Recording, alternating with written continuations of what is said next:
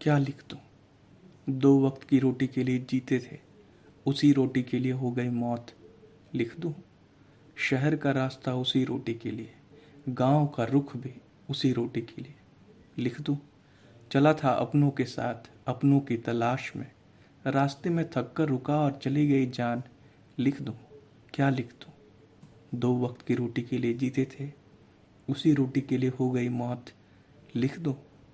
नहीं कहता कि पटरी पर दौड़ रही थी जिंदगी, कट रही थी, बस चल रही थी जिंदगी। कल की परवाह थी तो आधे पेट चले थे इस पटरी पर।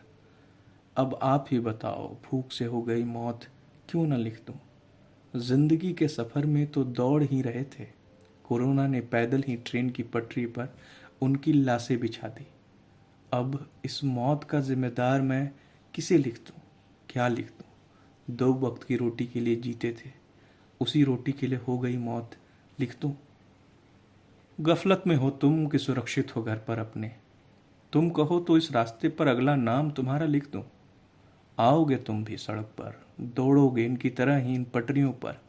सारा खेल इन बिखरी रोटियों का है, अब तक हैं तुम्हारी थाली में तो खुश हो तुम कहो तो तुम्हारी कल्पना के लिए ही तुम्हारी थाली से चली गई रोटी लिख दूं?